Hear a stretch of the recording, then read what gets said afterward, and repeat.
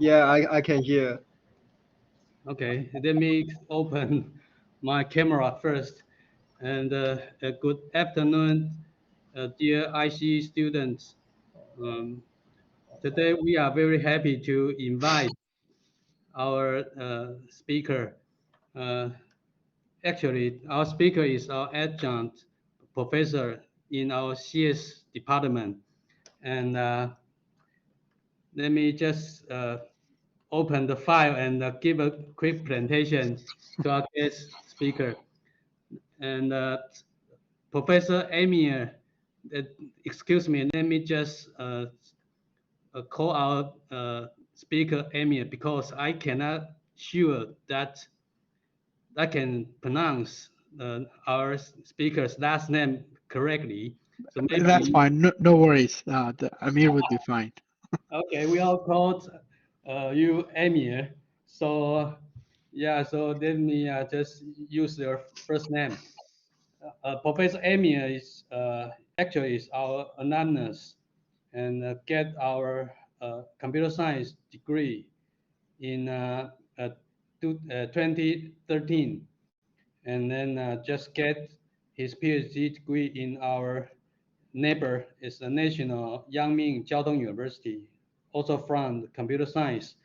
And currently, Amir Xin is a security AI ML engineer at Logitech, and as I said, he is also our adjunct assistant professor in our CS department.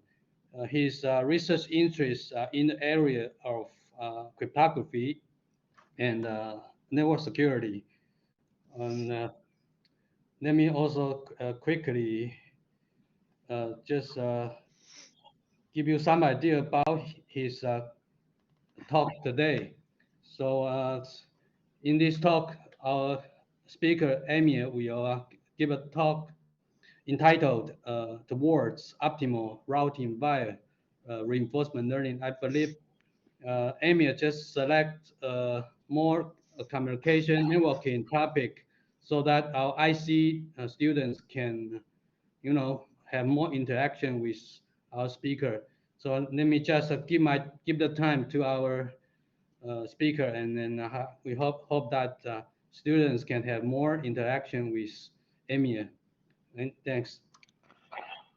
Well, thank you so much for your sweet introduction.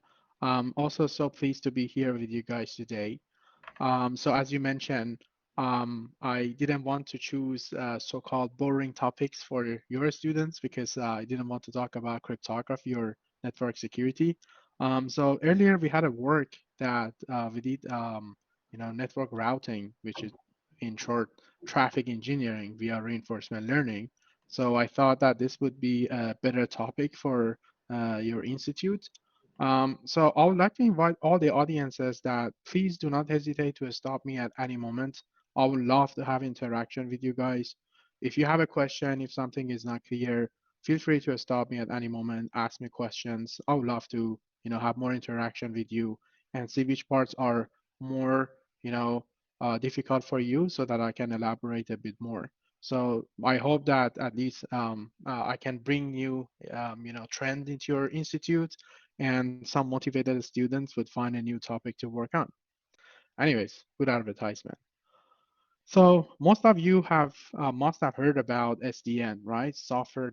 Defining network, and it is one of those new emerging network technologies, and it is fascinating, especially in the research.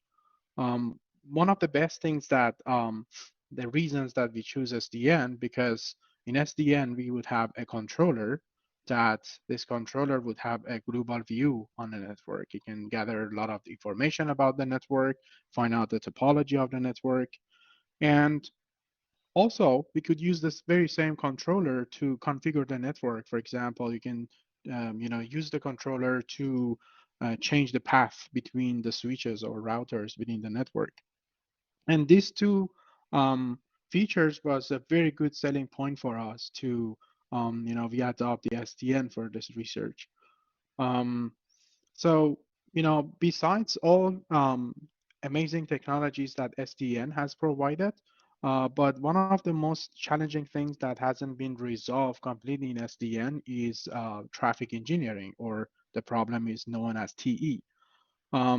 So the reason for that is that nowadays we have a network that are even more sophisticated and dynamic. We have a lot of IoT devices, we have a lot of smartphones, we have cloud computing and different services that are provided within the network. And definitely the traffic is way more complicated than years ago. And also at the same time, so since we have this, difficult pattern of this traffic, at the same time, it become very difficult to, predict the network traffic or the user demands. So these issues leaded us to rethink about the problem of traffic engineering or routing in other terms. I think they're interchangeably equal. We would just spend some time to see whether we could have some, achievement over here and come up with a better solution. So our goal here is to solve the so-called the traffic engineer problem of SDN in the terms of the throughput and the delay. So our goal is to maximize the throughput, which is also utilization rate, also minimize the delay in terms of the time that it takes for the packet to get transferred. So, of course, there are a bunch of different algorithms on the market, OSPF, shortest path algorithm, and also least loaded algorithm are the two good examples of the classic routing algorithms that are out there. There's nothing wrong with them, but they are both greedy. The shortest path would always try to find a switch, a switch pair, let's say source and destination, that they have the minimum, hop counts. And the least loaded would also use sort of similar approach, but it would just compute the utilization rate on different links within the network. And then he would use a digester algorithm to find the link that has a minimum cost, which means that the link that has the lowest utilization rate, meaning it is not being used a lot, the most, the best route that has the least traffic in it. But the point is they are kind of both greedy, the one that just try to find the shortest path, and then the other one that you just try to find the path that has the lowest utilization rate. And so we have observed these things, and that give you some big introduction that what is going on in the world of the routing. But before we go through, so we kind of discuss about the traffic engineering. So I think it is the best that we give a problem definition so we all understand formally what are we talking about and what are we going to solve. So the first thing is that we suppose that we are given the network topology. So we are having a graph that the vertices are our switches in the network. And then we have the edge sets that are a couple of the edges that connect the switches to each other. So we have a source switch here, and then we have a destination switch set that are the set of those destination switches that are reachable by this source switch. And our goal is to find a path to forward the traffic between the source switch and the set of the destination switch. So for example, in this picture, the destination switch is the set of all other switches in the network. So in this network, it's possible that we can have traffic among these all switches. So as if now, all we are going to discuss today, we are going to deploy an AI agent that runs only for the switch source, and it tries to optimize the traffic that's going to and from the source switch, with the knowledge that we can do the same thing for the rest of the switches. And so when we are saying that we try to connect this switch to the other switches and vice versa, so we need to have a goal. So what is the goal in our mind? And our goal is to maximize this switch source throughput and also minimize this communication delay. So we want to have this switch to have the maximum, bandwidth available from the other passes to use to transfer the data from its clients. And also we want to have the shortest time possible. So we want to choose those links that they don't have much delay. this terms of delay, sometimes I noticed that the students would have a hard time to understand. So imagine some connection, for example, this connection over here is not a wire connection, and it's just a Wi-Fi connection or like a wireless communication. It's like satellite communication. So definitely that would have higher delay than those wire communication line, right? So it becomes very critical when if you talk about some network that, we have heterogeneous devices, and then the communication could be either wireless or Wi-Fi. So the delay become very critical on those networks. So I hope that the problem definition is clear. So all we want to do is to optimize anything that going to and out of this source switch for now. So let me ask you guys this question. How many of you guys are aware of AI or machine learning? How many of you have taken this course before? I'm not sure if with Google Meets we can do any pooling here. But if you have taken the course, if you know this, you can, yeah, send some, yeah, plus here. Okay, got it. You can make some noise too, so that I know that what is the portion of the students that they are aware of machine learning. Okay, I got 2, 3, okay. All right, it looked like we have some. All right, awesome. Okay, perfect. But let me just brought some small slides so that I would just quickly recap for those that are not very familiar, so that you can, stick with us for the rest of the discussion. So normally in the classical, computation, we would have a data, and then we also have a program. So we use a classical traditional computer. We write a program or execute the program, we pass the data to the program, and then we get our output. But the things get a bit, in a very high level. Suppose this program is some f of x function, or x is our data. You pass f of x to this computer, you pass the x, and then you get the output. If we want to talk a little bit more in mathematic way. But what happened in machine learning is a little bit different. So we have the data x, and then we have the output f of x. But we would feed this data to the computer to output the program, which is the function f itself. We do not know the function f, but we are using the input and output, and we try to estimate it. So I think this is the best diagram that I can show you. And then you can quickly grasp that, okay, so what is the difference, or what ML would do for you in the first place. So there are different types of learners out there. So we have, depending on how your data look like. For example, here I have a data set of pictures of dogs and cats, and I have a label for them. Then I can use some sort of, supervised learning.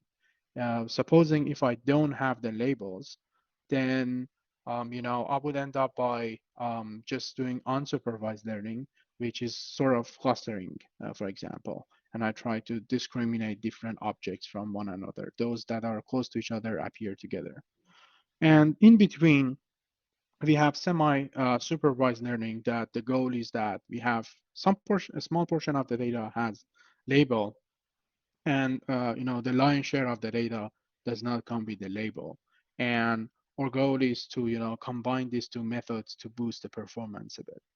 So in all of this three previous learning type that we talk about, we need to have a data in one way or another.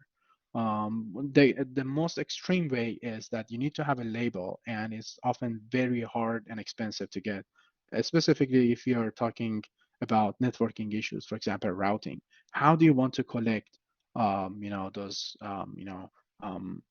routing information? For example, what is the best path on your network? These are the things that we can really answer. Or how do we label if you choose this path, and then how do you want to judge whether this path that you chose was good one, was bad one? So it's very subjective, and collecting this data would be very hard. So, but that doesn't mean that we can use AI. There is a different branch of AI that is called reinforcement learning.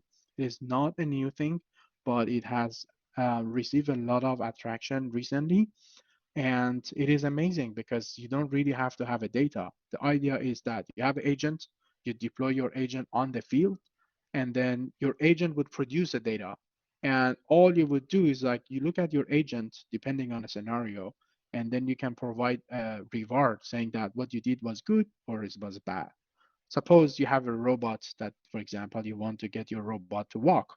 So obviously, every time that it make a move and it doesn't fall down, then you give a reward of 1.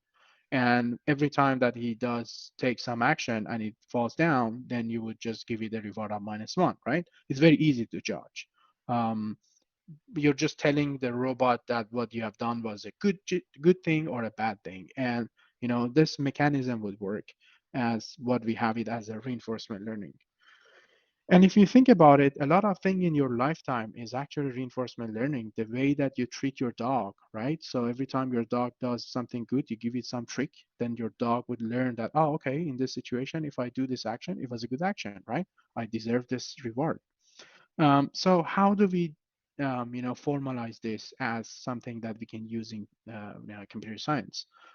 So what we would do is like we are saying that we have an agent, for example, the robot or the dog, and then we are having this robot to interact in some environment, right? We can create this environment either a simulation or it's a real environment.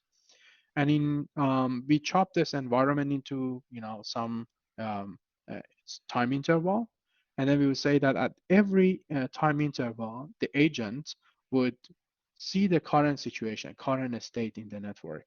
For example, your dog would observe what is going on right now, where he is now. If he's in the situation that he should do something good to get a reward or not, he would see that situation.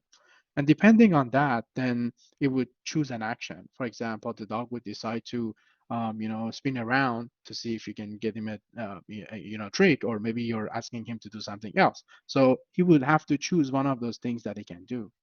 And then based upon that, then he would receive a reward, right? And then reward would saying that I was in this state, maybe I was asking him to spin around, and then he did a spin around, and then he deserved a reward. But maybe I just asked him to spin around, but he did not. He would just jump around, then I won't give him the reward. I actually penalize him. Then he would find that the agent or the dog would find itself in the next state. So I'm trying to tailor this one with some example that make it more fun, because looking at the math formulas, I believe, is not fun for most of you. So this thing would repeat itself over some good amount of time, and then this dog would see that in different situations he took different actions, and some of them happen to be good, some of them happen to be bad.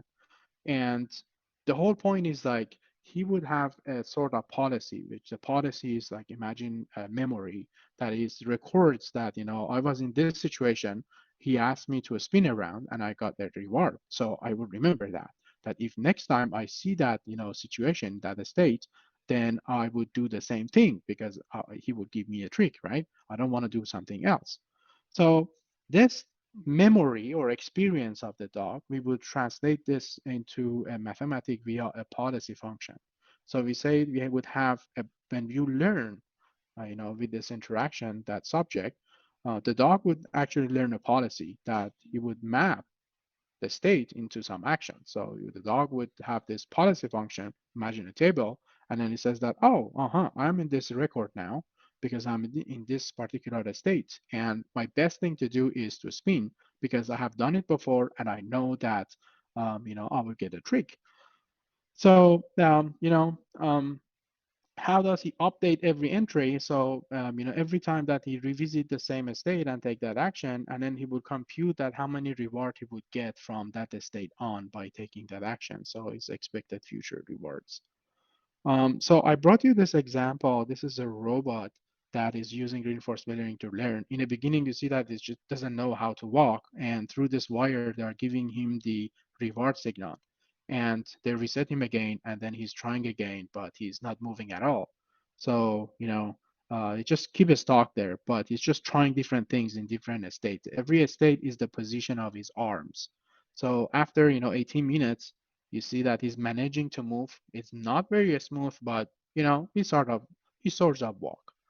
So in order to make it smoother, you have to make your reward a bit more complicated. But anyhow, you see that after 36 minutes, without teaching him anything about the dynamics, how the gravity works, or how you should move your arms, just by trial and error, this poor robot had learned how to walk properly. And if you, of course, continue this thing over time, then it would become smoother and smoother, depending if you design a very good reward function to count for smoothness too. All right. If you're more interested, I leave you the link here. You can go and check this out on YouTube. It's a very cool thing to see how quickly this robot would learn to walk very quickly. So anyhow, coming back to our scenario, we don't want to be distracted too much. We were to solve a network, routing issues, and we would just introducing you with some examples on technology that would help us. But the first thing first that we want to see if somebody else has done this job, right? So there are a few papers that they have presented their work, using the same technology of reinforcement learning. So they all have the good things and a bad thing. So for example, the first work, they defined the state to be the link delay and the switch processing delay. So how much delay every link has in your network and how much the switch processing delay is. So the agent would observe that and say that, oh, this link or the delay is so high, and over here the links are not having a high delay, so I better send the traffic from there, right? So that is what you show to your agent to see as the map of this word. And then the action is the path, is a set of paths that connect the source to the destination switch. And then he would, every time that he chooses action, he would basically choose one of the passes from this set to connect the source to destination switch. And once he connected them, he would wait for some amount of time for the traffic to go through. And then we would be able to measure the delay, the throughput and different things. But they only consider reward to be the delay from source to the destination switch. And then, they have trained the same model, and then they were able to do the routing. But the problem with this is that they need to run a dedicated software or agent for each source destination switch pair, because the way that they define their action is that it is able to only connect one switch to the other. So for every pair of switch that you can imagine in your network, they need to have a different software, piece of software. So this is not necessarily scaling out very well.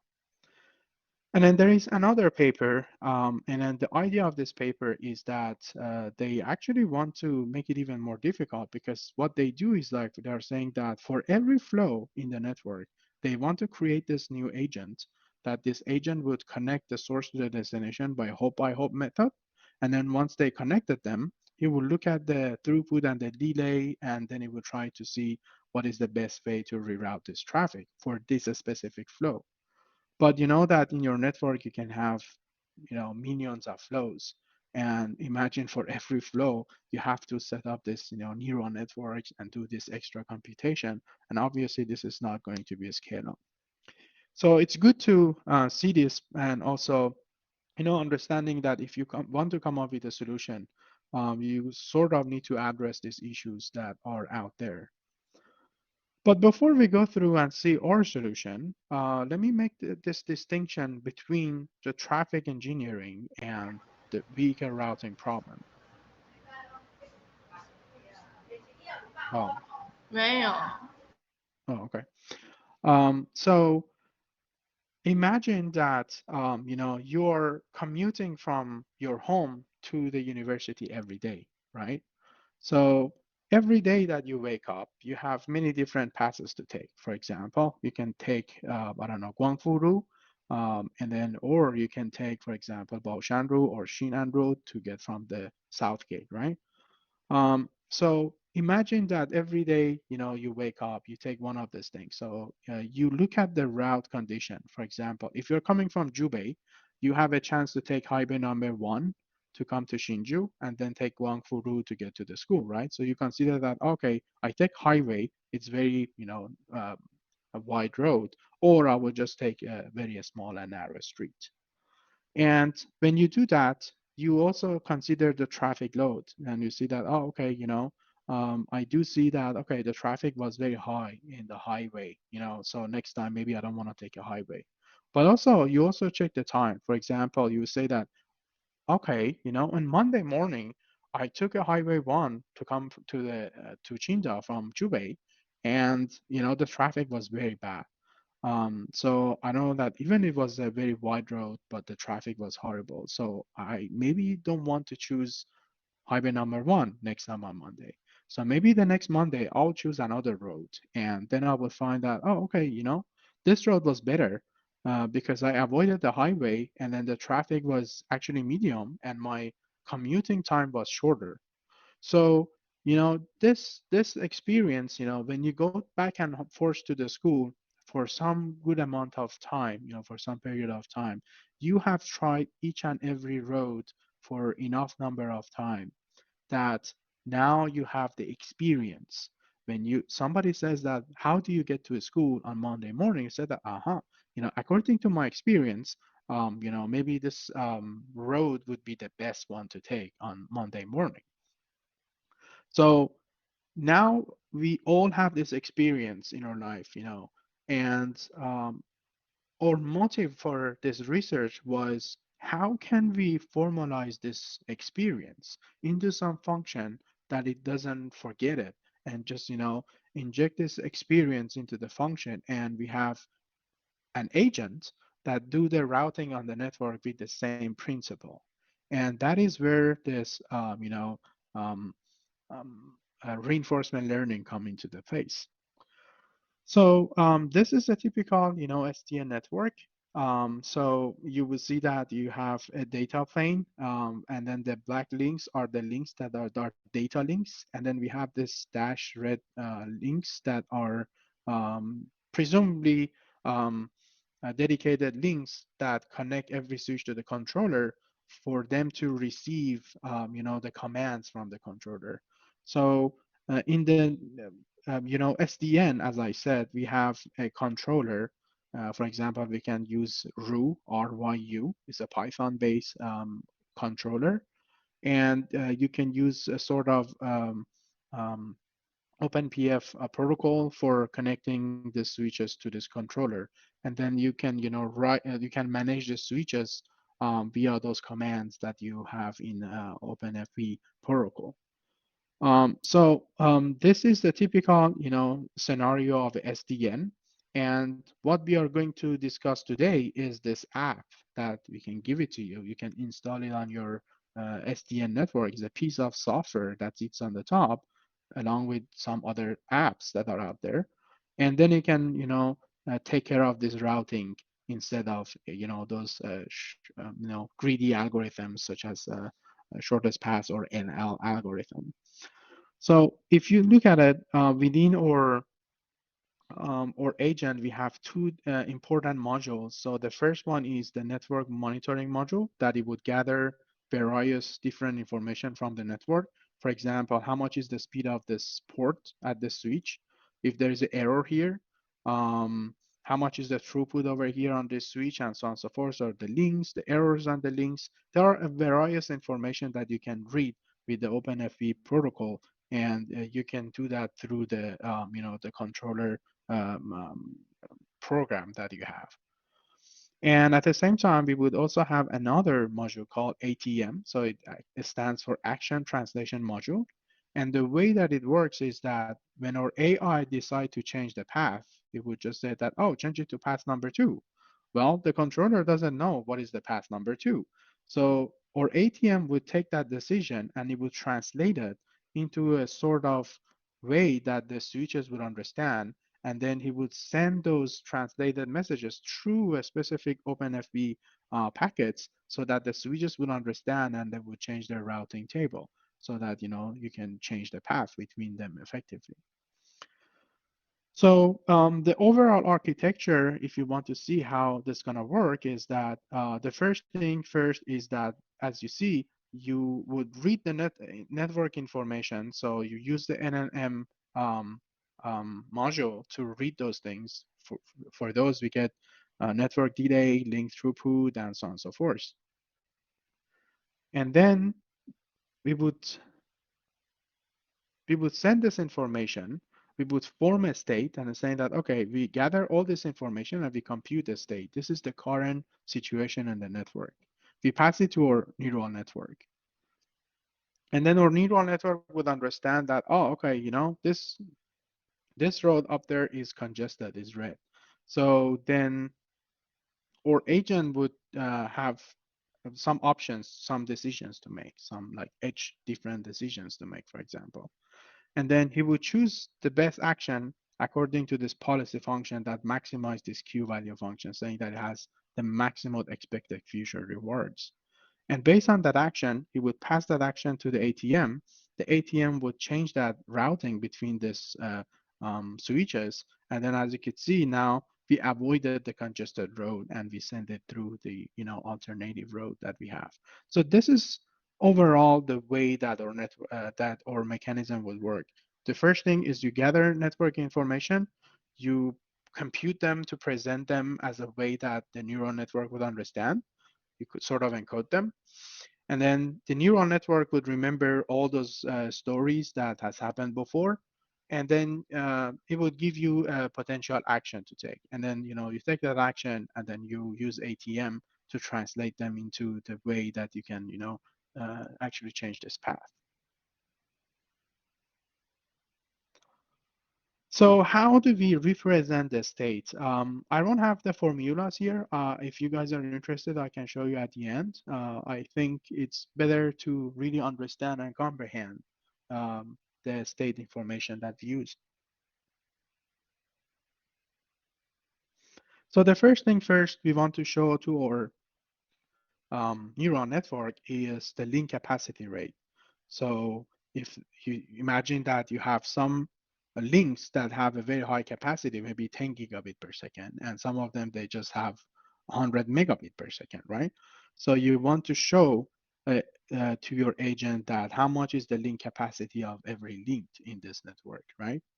So for your agent to know that, oh, okay, this road is, even though there is an edge from here, but this edge has a very low capacity. I better not send too much information from there because you would get congested. Things get congested there very quickly. The link throughput rate, or is equivalent to link utilization rate, is another thing that you want to show to your agent, that how much of this link has been occupied so far. And then also the link delay, how much is the delay within this link. And then the link status. So maybe this link is broken for now. It's imagine a road that is closed road. So you can't send anything through there. So you want to show this information to your agent. So the link trust level, it's a very interesting thing. All of us have experienced that some of the roads are safe and some of them are not safe. We would translate that safe or unsafe into the word reliable or not. So if a road is reliable, we would say that if a path is reliable, if not much of accident would happen, right? So in the network, we would say that a road is actually reliable, or a path is, or link is reliable if not much of congestion or errors happens within that link, so that as a result of that error, packets get dropped or there will be misconfigurations and things like that. And if a road is reliable, so whenever you send a packet, most of the time you get it arrive at the destination. So then you want to compute sort of a trust with respect to every edge and see, that this edge has a very high trust level, meaning that this, edge is a very good edge. And the other edge has a very, lower trust level, meaning that maybe a lot of errors occur on this thing. Maybe it's a wireless and there is a noisy channel there and a lot of packets get lost. So this is something that you want to show to your agent. And then we have number 6 and 7, the switch throughput rate and link to switch rate. So I want to see a switch as an intersection, as a road, right? So, and the switch throughput rate would indicate that how much is this intersection is busy, right? So if this intersection is your switch, how much information or packets are coming in and out of it, right? You can get the average of that and show that relatively, for example, this intersection is more busy than the other, intersection. And then you can see that through this, feature that they compute for agents. And also, link to switch rate, it will show that which link has the higher contribution of the traffic.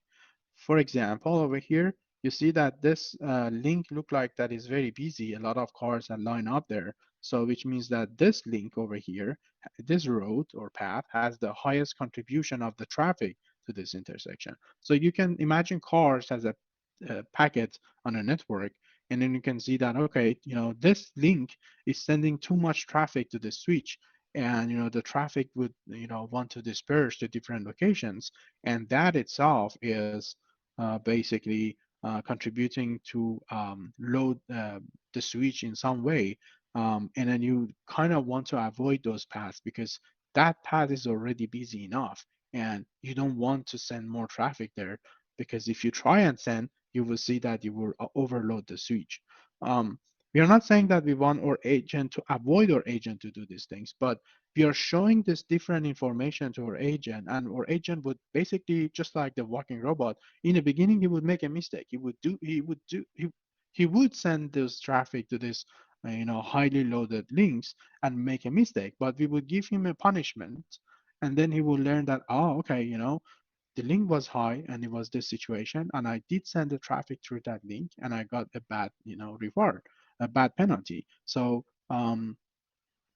he would remember that, okay, in that situation, he won't take that action again. And that is how we would lead or guide our agent to learn how to do the traffic engineering in a more optimized way. And of course, the most important thing we have to tell our switch is that because the traffic, the dynamic of the traffic would change from time to time and, from day to day, we also would provide an indicator to the switch that it says that what day of the week is today that you're seeing this traffic or experiencing this traffic, and what part of the day is. So we basically chop the day into every 6 hours. And then this indicator would just saying that, for example, Monday morning, this is the situation that you're seeing. And maybe in Tuesday morning, you won't see this again. So this feature would make sure that it would, or agent would be able to distinguish, the difference in between different days. So the next thing that we have to design is what are the actions that our agent would do. So far we said that these are what we're going to show to our agents, and now we need to discuss what we are going to, what actions our agent is able to take. So the actions is action space is a set of each different action, and every action AI is itself is a set. In this set, let me show you in this example. So suppose this is our network topology, and then we want to define one of these actions. So we said that this source switch can be reachable from any of other switches in the network for this specific network. So then we would say that the path, one of the action is that, okay, we are defining all this step that we are going to discuss is going to be only one of the actions, okay? So we say that switch source will connect to switch 1 from that blue path.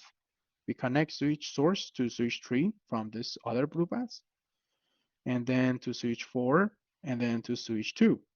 And also, we also define how those switches are going to connect back to the source switch.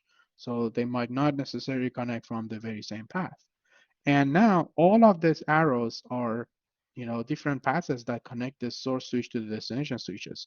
And that would be translated into the set that we have over here. So the union of this blue path and green path would become one of the actions.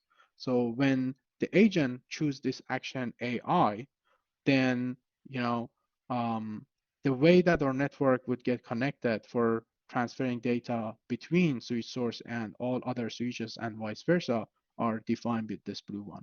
And if you take, for example, action AJ, maybe we would just connect them in a very different way. So we would define each of those different ways that you can connect one switch to all other switches and vice versa. And that would be one of the actions that you take.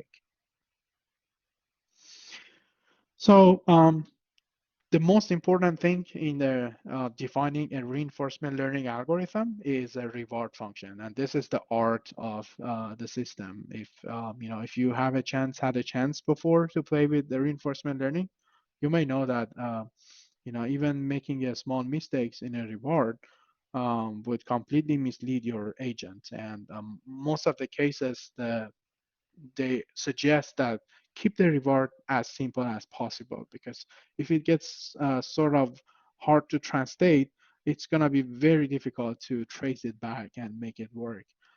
So we also try to make it very understandable for the agent. So after every agent that saw the state S and took action A, we wait for some, delta T time so that the traffic go through the network. And then now we are at the position that we can judge and see whether that action that our agent has taken is a good action or bad. So we kind of chop our reward into two different rewards. We say that R1 plus R2. So the R1 is related to the throughput, and then the R2 is related to the delay. So for example, for the first one, R1, what we would do is that we would say that for all of that traffic that our switch is sending upward from switch source to the destinations, okay? For all of those passes that we have, the amount of the data that we have transferred to the bandwidth of this pass and over this data, delta T, right? So we are sort of understanding and computing the utilization rate for those paths. And then we average them for all of them to see that how much was our uploading utilization rate. We can do the same thing for the downloading one, right? So how much switch source has downloaded from the other switches. So later we thought that basically we can define a parameter over here, phi, that this parameter can make a very good adjustment to a reward function. Suppose that there is a server over here behind this source switch, that the server is basically an uploading server, right? So it's a backup server.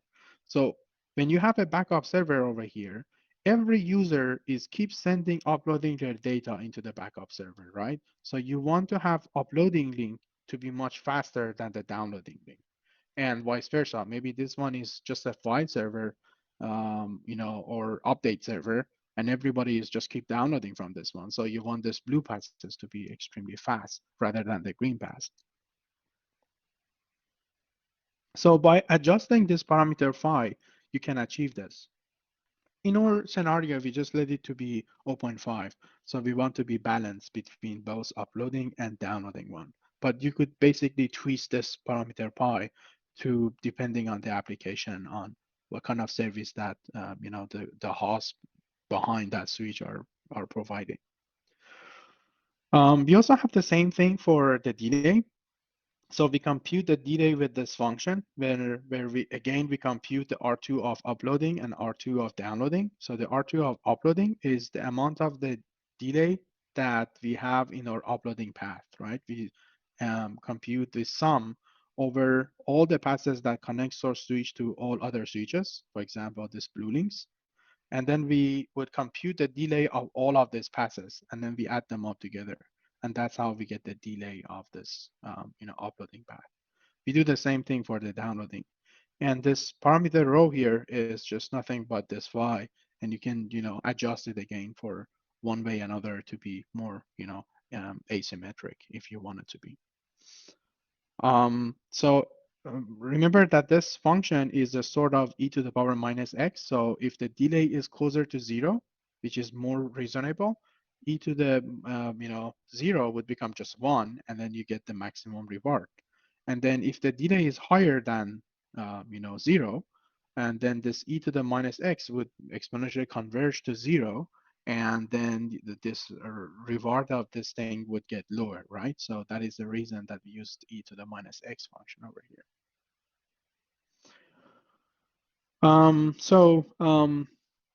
After we define this state, action and reward, I think this is the best place to discuss that. How do we use this one to train a network and, generate that policy function? So the first thing first is that when the network boots up, we use the open flow network discovery to get the graph of the network. So we get this graph, that the topology of the network. And then we have an algorithm that, given this graph and then source switch and the destination set of switches, it will compute, and the number of the actions, it will compute and provide those actions for you. And then we would just do some initialization, such as our, action value functions, which is going to be used as our policy function. So it is the way that we mostly train reinforcement learning algorithm is what we call it episodic. So every episode would have some steps.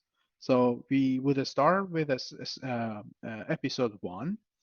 And the first thing we want to do is that we call the NNM algorithm to go and gather network information, for example, the link delay, utilization rate, and so on and so forth. And then we compute this, 10 different features that we introduced to you. And we would put them together and would represent that one as a state. So our agent would know that, oh, okay, right now the network situation is S1. So for 100 steps, we would do this one. For some probability epsilon, we choose a random action. And for other time, other than that, we would just choose the action that our policy function, or here is our Q value function, has the maximum expected future rewards. So the idea behind this line here is that it happened that our agent, the very first action that he ever tried, he gets a very good reward. And if we keep sticking to this one, then our action would never explore to try a new action. And if you do so, then you will kind of stuck into a local minimum. This happened in your daily life too. For example, you go to some restaurant and you really like the restaurant and the food, and then you keep going to the same restaurant, and then you're greedy because you are not exploring. Maybe if you go to the neighborhood restaurant sometimes, you give it a chance, then maybe they even have a better food, right? So in the training phase, we kind of want to push the agent to sometimes take a random action. It doesn't matter if it is horrible action. It is good that we take that action in the training phase and we realize that is horrible and we won't take it in the deployment. But other than that, maybe that random action is actually better action than what we thought in the first place is. So it's kind of pushing the agent to have a trade-off between exploration and exploitation. So once we have chosen that, so we would use our ATM. ATM would translate that action and it would configure our switches for the next delta T time. And then, basically we would let the network to run for some delta T time for the traffic to go through. And after that, we would invoke this NNM to see the current situation of the network. And then we can also compute the reward, that how good or bad was that, route configuration or the traffic engineering practice was up to that time. So the rest is sort of, we would just store this experience that we just had into some memory M. And then when we want to go ahead and update our neural network, what we would do is that, we don't want to update a neural network by just one sample. We would just take this sample and a mini batch of previous transactions that we had with this network. And then together, we would, sort of compute our target. That is, our target would be what is the reward that I get and what is the reward that I should expect to get in future from there. And then we would compute our gradient to be that what I get and what I thought to be the best, reward. And that's how we would send this, after averaging over this mini batch to our neural network policy pi that we talk about. And actually, this neural network is our policy pi. And then we would update this, policy or neural network. So over time, and the more we visit more episodes and the more, steps we take, the more experience we gain. And then we would have a better estimation of what are the best actions to choose within this network. So we set up our work on simulation. We use MiniNet and a RU as a controller and OpenFlow controller. So we use iPerf for generating traffic between the pairs. And we chose three popular, topologies. One of them is the fat tree that is very popular in the data centers. And then we have NSFNet and AlphaNet that I think that is also familiar for you guys. Just to start it with the smaller scale to the larger scale topology and test to see how our algorithm would perform. So this is the training phase. So as you could see, the blue one curve over here is the sum of, after 100 steps. So you see that in the beginning, our agent doesn't really have any experience and it just randomly take these different actions. But after we pass to some episode, you see that it start to increase and after some point it converges. So in different network, topologies, these values are different and you will see that eventually our agent will converge, means that he has learned enough experience for routing the data within these networks. So after this, we have our network or agent, which is our Q value function.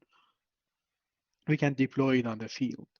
So this is the test environment that we've set up.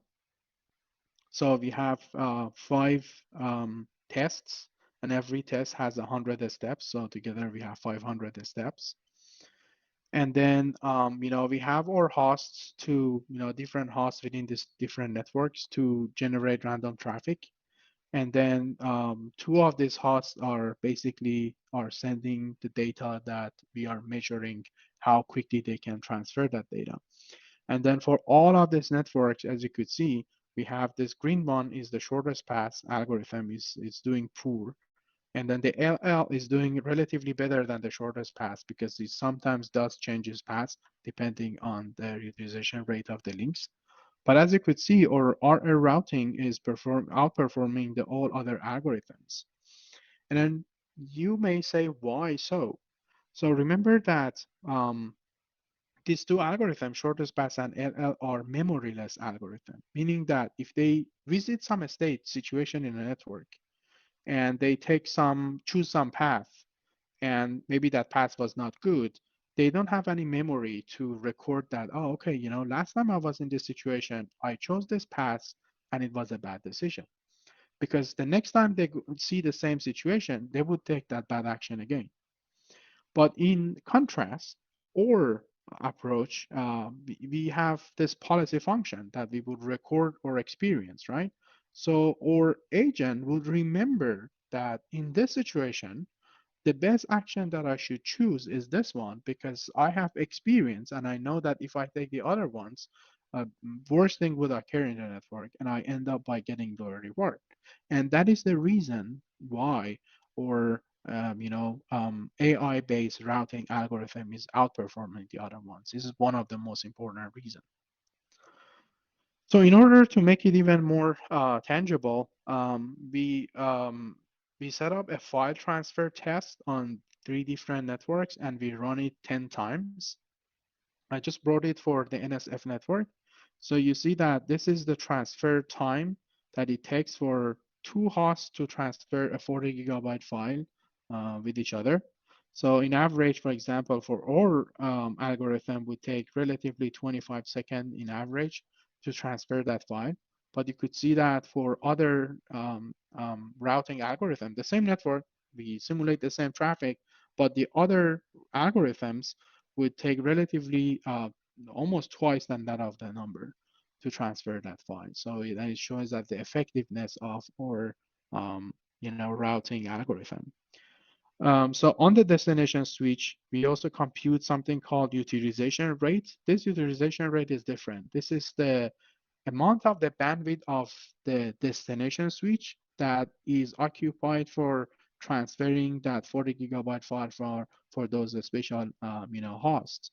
And then you could see that for utilization rate of the OR algorithm is higher than the other one, and no wonder why we have a quicker time. And this is also a distribution of the different path that we have chose when we were transferring the file. So we don't have the shortest path because the shortest path will choose the shortest path and it does not change it. But the NL and OR algorithm, they would switch the path depending on the situation. And you can see that we have chosen completely different paths in a network comparing to the LL algorithm. And the only one that we are sharing is this, path number 8 that we have. Sometimes we had it in common. But what we have experienced over here, also we saw that LL within this experiment, they did change 64 to 65 times. He just changed in every experience the path. But we see that our routing would just change maybe 6 or 7 times, which means that he understands the topology, he understands the dynamics of the network, and when he finds a good and optimal path, he does not want to change it, and he just wants to stick to this path. So I think one last thing that we want to discuss is, how much is the overhead of our algorithm comparing to the other one. So we run our agent or shortest path or AL in a VM.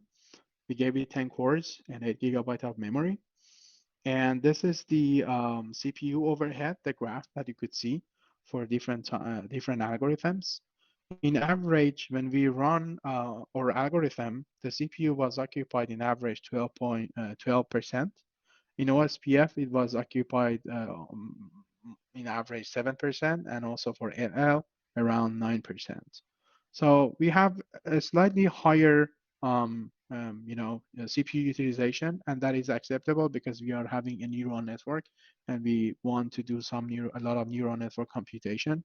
So that overhead of 2% that we have, maybe 3% over the LL, is basically very acceptable in this scenario. We also look at the memory overhead, and then we saw that, for example, in the fat tree topology, or when we enable our algorithm in the controller, we will occupy 22.2 megabyte of RAM. And in shortest paths and LL, those memory consumption is a lot less. But given that we gave this VM 8 gigabyte of RAM, this is not an issue at all. So in both cases, we found that our overhead in terms of CPU and memory are quite acceptable. So I'm not sure how much time do we have, or am I speaking so fast? I just try to make it on time. So if you have more time, that would be fantastic. We can have more QA time. So we have proposed a data-driven routing algorithm using a reinforcement learning. So we have defined a comprehensive network information for a state representation or action. We choose one-to-many network configuration. So that means that for every switch in the network, we just need one AI agent to run. Remember that in the previous works, they had to run one agent for every pair of switch. But now we remove that, and for just every switch, we need to run one app and on the controller, and that will be enough to efficiently transfer the data. And we also show that our reward function can be twisted with those parameters to be more toward uploading or downloading the throughput and the delay. And our experimental results show that actually our experience-driven artificial intelligence is a very good and promising way for doing traffic engineering, solving the traffic engineering, comparing to the traditional algorithms such as shortest path or LL. I think the possible scenario for future work on this would be to do inter-network routing. Suppose that you have two different network in two different domains. how you can streamline different controllers to communicate with each other. That would be interesting work to do. And another thing is maybe you guys are also have more experience on this than me, but IoT networks are very challenging nowadays because just the frequency and the distribution of the or the dynamic of the network traffic that they produce is quite different than our normal networks. And we hope that maybe this solution would be one of the best ways to deal with the scenarios that they are encountering on the IoT networks. All right, I think this is the end of today's talk. So I'm not sure how much time do we have left, but I would love to see if I can take some questions.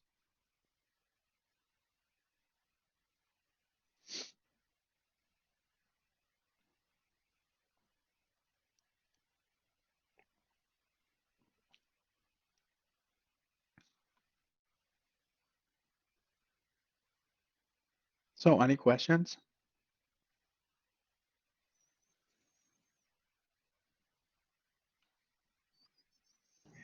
So, dear Amir, yeah. Okay, if somebody would like to ask questions, so let the student ask first. Sure. Greeting, Professor. Can you hear me? Yes, loud and clear. I want to check that the first thing is the system combined with wireless and wire transportation system, like Wi-Fi or the internet line? Mm-hmm. So it can be. There is no limitation as long as your switch or router can support OpenPF protocol. There is no restriction on our side. But what I concern about is that the wireless connection, the delay maybe is larger than the wire connection. Correct. And the throughput, I think the wire connection, the throughput is more stable. And the wireless connection, their throughput may be affected by the propagation. Correct. So is it fair that combine those two type connection and to and to compare the reward utility? Oh, okay. So very good question. So the point is, we suppose that we don't have a control on the network topology, right? So somebody would provide you a network, and that network happened to have some wireless links. Some of them are wired. Some of them are maybe 10G. Some of them are 1G. Some of them are few megabyte, and so on and so forth. So somebody provides you that network, and then you run this app on the top of the controller, and the app is not aware of the hardware there, but the app can see different situation, like the bandwidth of that link. He doesn't really care if it is wireless or Wi-Fi, but he does care because in some sense that when you're using a wireless, and your channel is sometimes noisy, you have a lot of packets that are being dropped, you have a lot of errors, and that link or app would find out that that link is not reliable, right? So it is not being like a fair or not fair to the other algorithms because we run all other algorithms on the same network topology. So the situation is fair for every other algorithm. But what we are saying is that our algorithm, because of this advantage of the AI, would record and remember that experience that, maybe Monday morning, there is a lot of congestion on this link. That congestion is maybe because that is a wireless network, and Monday morning something happened in the environment and you have a lot of noise. So then our algorithm would learn that on Monday morning, he does not send the traffic through the wireless, link. He would just choose a different, probably wired link, because he knows that he learned that Monday mornings there would be a noisy channel around that area. Oh, thank you.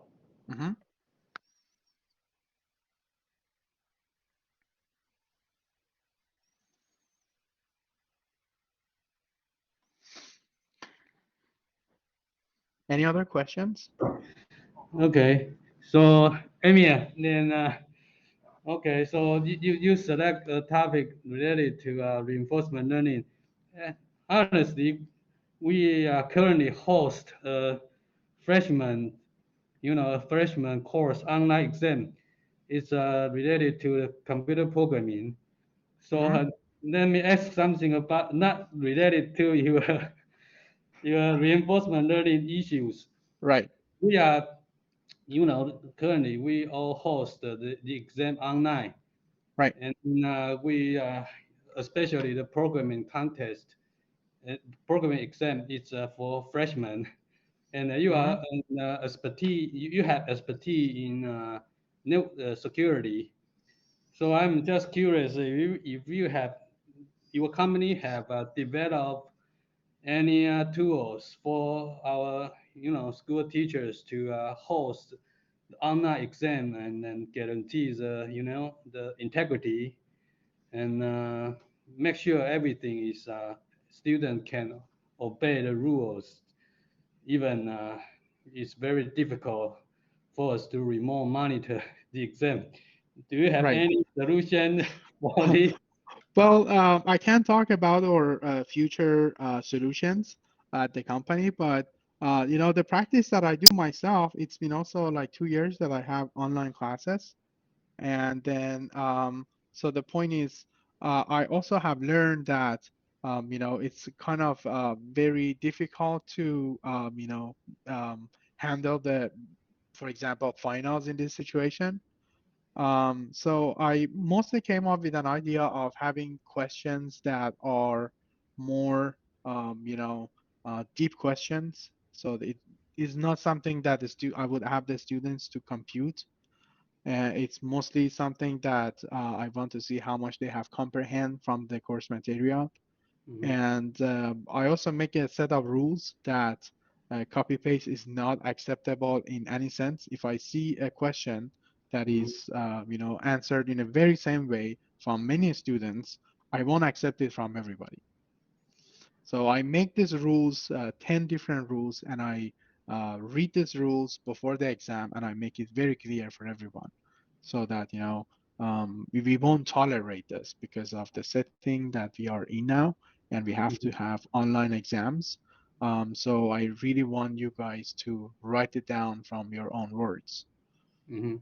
But what you're saying is a bit challenging, because the students, you can't even have anything to monitor their device because, they can use any other device to chat with each other, So it is a sort of very difficult problem to solve in the technology. Yeah, sure. So currently, we school teacher all need such a tool and exam platforms so that we can, in some urgent situation, we can just, as required by the authority, we can still prepare the environment as soon as possible and guarantee that the exam is fair. Right. Okay. Yeah. Maybe this And is something that I can take to our people at our company and see if there is anything interesting that they're working on for it, or if they have thought about this problem. I'm not sure. okay. Yeah. So any our IC students, any problem? Yes. Uh-huh. Okay, we have some questions. Oh, I missed a question. Let me stop the sharing and I can see the questions. Routing protocol work on a network layer or app. Oh, okay. So remember that this app that we have introduced, it would run on the top of the controller, right? And it does not need to know. It doesn't need to know any specific of the network. As long as you can compile an app that can run through those, standard controller such as root, then you're good to go. The underlying, driver and those complexity of how do you manage those network and switches are handled by the OpenPF protocol, which we won't cover, right? So that protocol is there. you just send a message, with the OpenPF that, tell some switch to change this road to the other road. Okay, that's it. We won't go to the details of that to tell how do you really do that. That is already given. That is the reason we use SDN.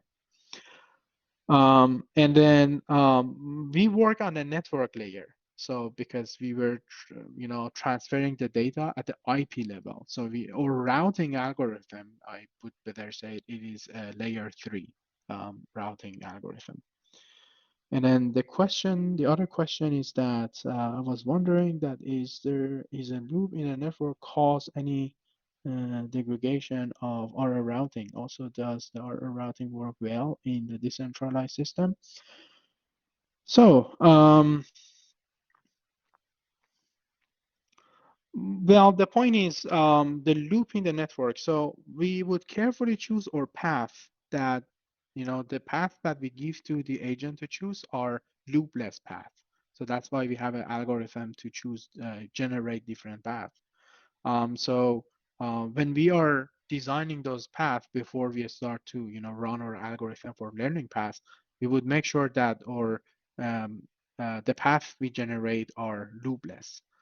For example, we use Yaw's algorithm. It's a very famous algorithm to find, maybe K shortest path in the network between a switch and a switch pair. And you can check with the Yaw's algorithm. I think you would also understand that. And then the other question that you asked for decentralized systems. So very good question.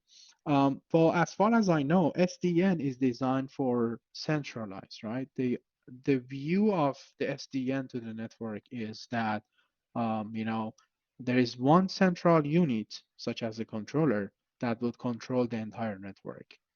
But what you're saying is like you have to go back to the traditional networks where every router is an autonomous system and it would decide by its own where to send the data to, right?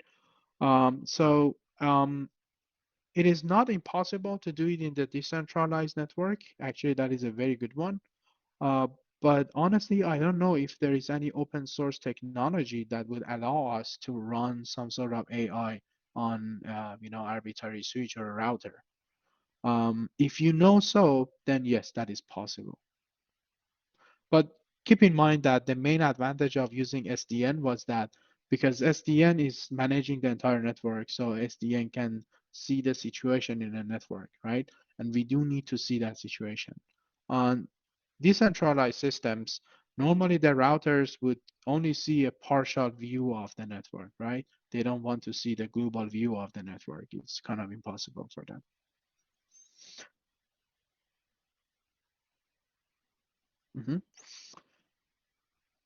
Okay, another question we have. I don't know if the routing or network changes frequency.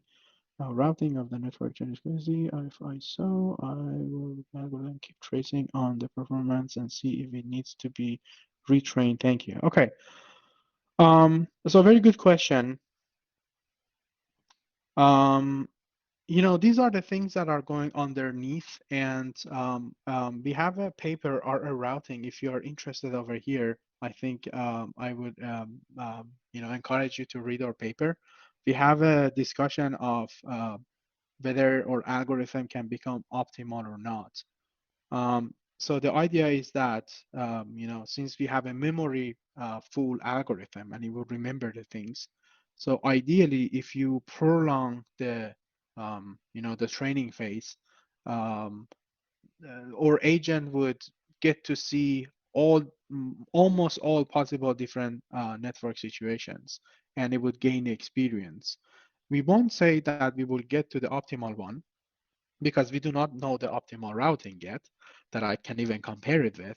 But all I can say is that over time, if you prolong the learning process, then your agent would definitely learn more experience. And every time that you update the agent, you enhance its policy so you can produce more optimal answers, right? So that is because thanks to the equations of reinforcement learning, so that we can have a discussion about that in a paper. Yeah. So I'm not sure if I had missed out. Is there a routing an online or offline learning algorithm? Oh, okay. A very good question. So we assume that before the network become online, it can be online. We have thought about it in different scenarios because, if you have a real network and you deploy the RA routing, for some time that is the learning phase, or app would definitely mess up your network. And user would come back to you to argue that, oh, the performance is horrible, I get disconnected, and blah, blah, blah, because, or agent, just like that walking robot, he doesn't know how to do it. So one of our motivation was that we actually can implement the entire of your network topology on the simulation, and we pre-train our agents on the simulated network with the same topology.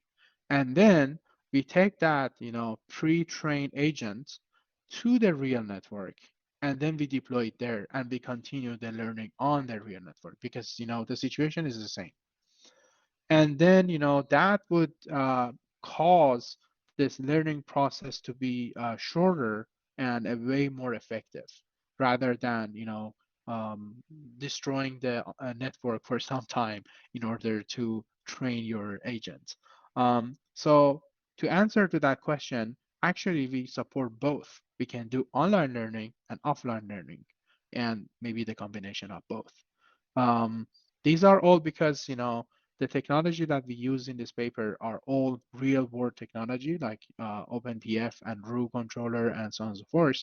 And what we have learned, what our agent has learned is basically a neural network. And you can just copy paste that neural network to your real network with the same topology, and it can work. So it is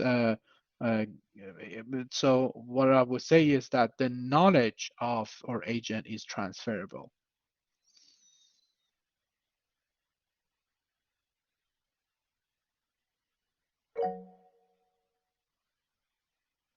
Go ahead.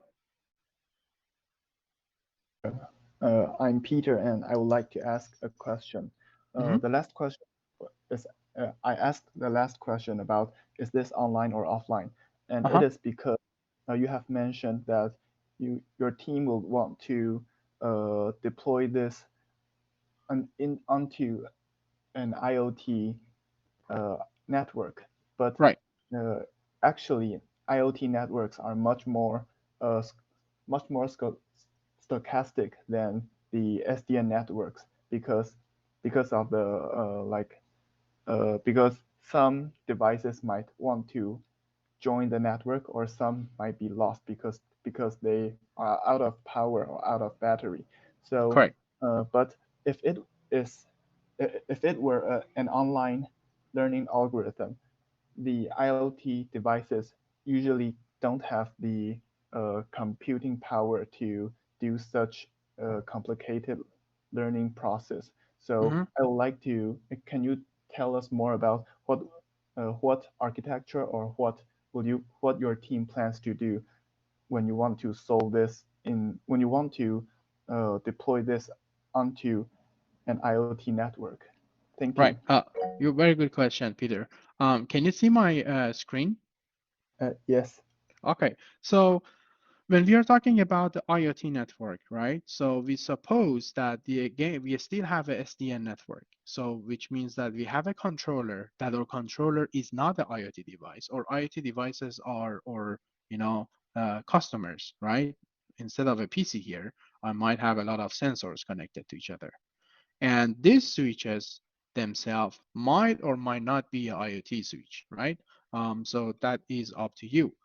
But what I want to emphasize here is that our app only runs on the top of the controller, and he does not need to know your switches over here are, IoT switch, or your, customers or devices are IoT device, or it's just a regular PC. all our app would know from its outside world is that it is installed on the top of a controller, that normally the controller is a server. And that server get to connect it to these different switches that they can support, better support the IoT network. So so in short, our app doesn't really need to know, or there's no battery issue or computational requirement from these IoT devices, because these IoT devices or PCs, they just connected to the switches and they send and receive the data. We don't want them to do any computation. All the computation is done on the controller, okay?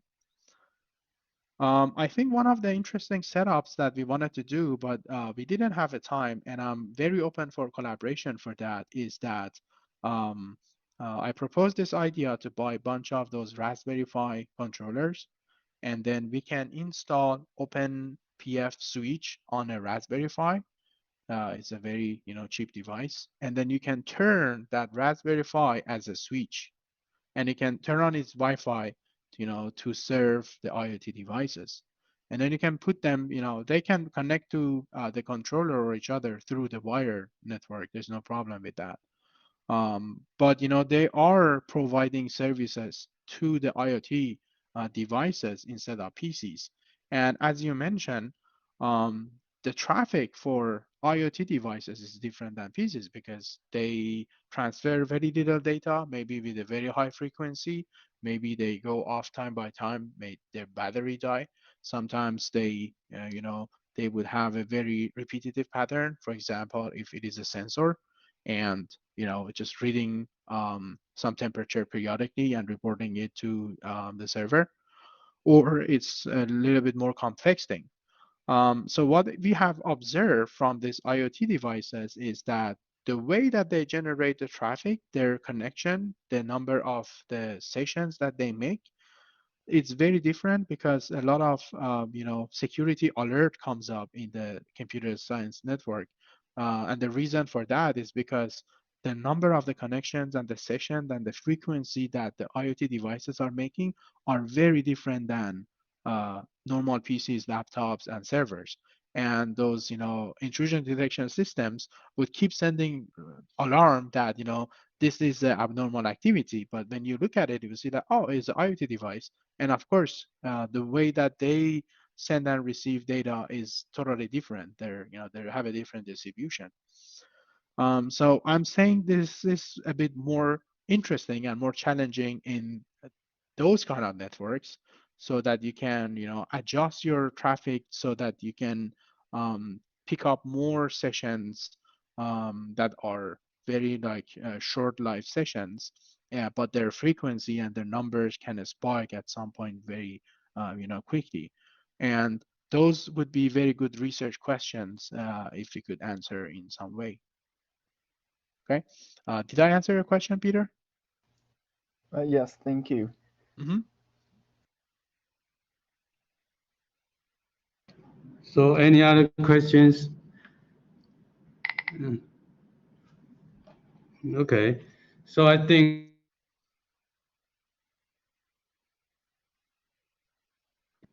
yeah. So so any other questions? Okay. So we are very happy that Professor Amir give us a great talk and show us the current research results. And I think we all learned a lot. And if our IC students have no other questions, or you may post your questions personally by email to Professor Amir. And then let us just say thanks to our guest speaker, Amir. And thanks, Amir. You're welcome. Thank you for having me, guys. Okay, thanks. Bye. Bye. Bye.